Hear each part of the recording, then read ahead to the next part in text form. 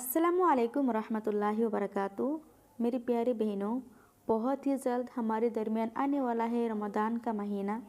रमज़ान की महीना एक ऐसी महीना है जो साल में सिर्फ एक बार आता है और जिसके आने से घर में बरकत और रहमत की बारिश होती है। रमज़ान आने से पहले हम क्या करते हैं? हम मेनू प्लान करते हैं, हम रेशन भराते हैं, हम कपड़े तैयार करते हैं। मगर आज मैं आपसे एक सवाल पूछती हूँ। हम तो रमज़ान के लिए सब रेडी कर लिया, रेशन भी रेडी कर लिया, इफ्तारी में क्या बनेगी ये भी तैयार कर लिया। क्या हमने ये तैयार की है कि इस बार हम अल्लाह को कैसे मनाएंगे? क्या हमने ये तय किया कि इस बार हम गुनाहों से कैसे बचेंगे? याद रखिए, जिस काम का गोल सेट नहीं होता वो काम कभी पूरा नहीं होता।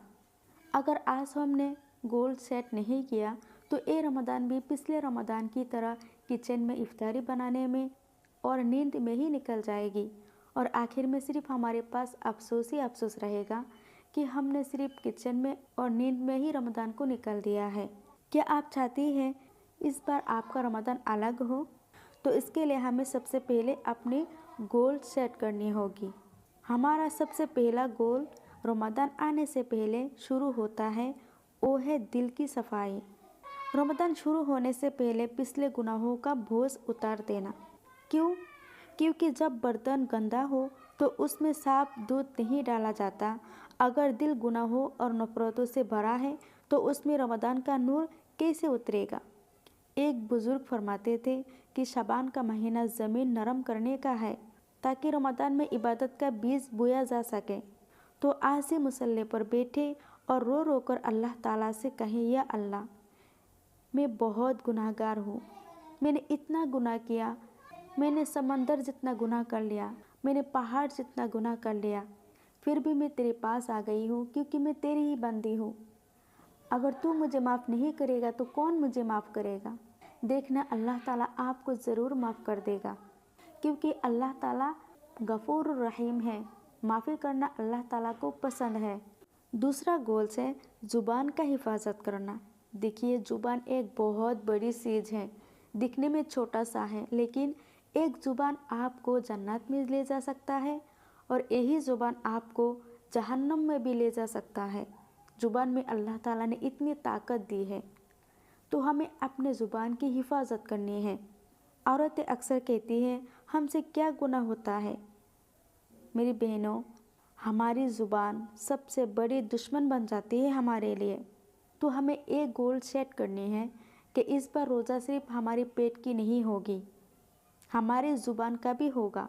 क्योंकि हम अपने ज़ुबान को गुनाहों से बचाएंगे, गिबत से बचाएंगे, झूठ से बचाएंगे, किसी की चुगलखोरी से बचाएंगे, झगड़ा से बचाएंगे, किसी को गाली देने से बचाएंगे। यानी हमारे गोल्स ये होगी कि हम अपनी ज़ुबान की हिफाजत करेंगे।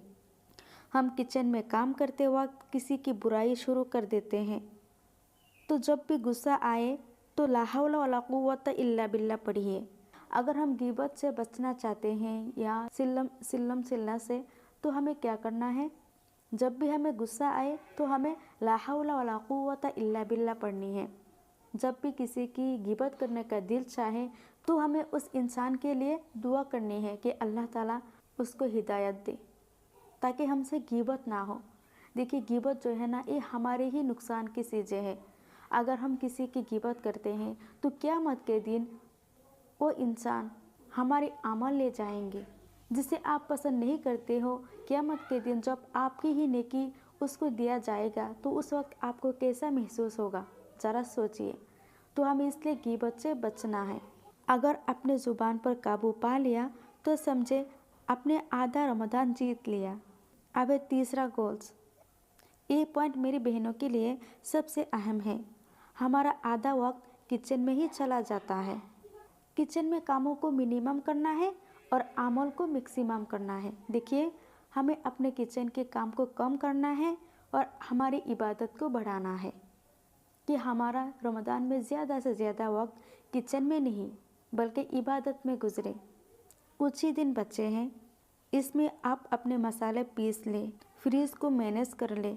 जितनी भी सामान आपको चाहिए रमज़ान में किचन में यूज़ करने की, हर एक चीज़ आप अभी से रेडी करके रख लें ताकि इफ्तारी के टाइम आपके पास ज़्यादा वक्त बचे।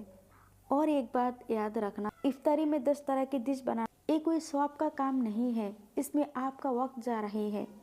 स्वाब इसमें है कि आप 15 मिनट पहले किचन से निकलकर अल्लाह के सामने हाथ फैलाए, एक गोल सेट करिए कि हम अपना वक्त ज़्यादातर इबादत में देंगे, ना कि किचन में। और इफ्तारी में इतने सारे डिश बनाने की ज़रूरत नहीं। और एक बात, जब आप खाना बनाएं तो नियत करें, या अल्लाह मैं तेरे रोज़ादारों की खिदमत कर रही हूँ। फिर देखिएगा आपके एक काम भी आपके लिए इबादत बन जाएगी, आपको इसके बदले में भी सवाब मिलेगा। और एक बात, अक्सर हम एक गोल सेट करते हैं कि इस बार हम कुरान की 3 ख़त्म देंगे, हमें इस बार कुरान शरीफ की 3 ख़त्म करना है। तो इस बार इस गोल को बदलें।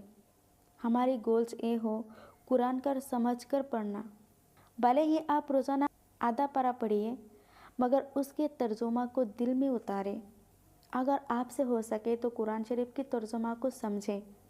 देखिए, कुरान शरीफ को ख़त्म करना मकसद ना हो कि कुरान शरीफ की तिलावत करने वक्त इतना याद रखिए कि कुरान शरीफ की तिलावत करने का मतलब होता है अल्लाह ताला से बातें करना।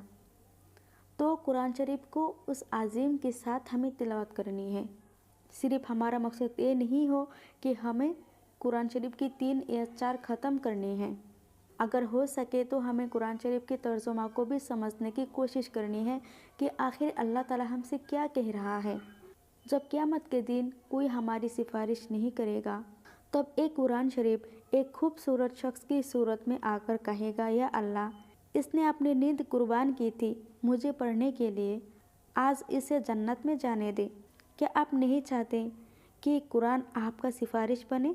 मेरी अजीज़ बहनों, ये बयान सिर्फ एक आवाज़ है।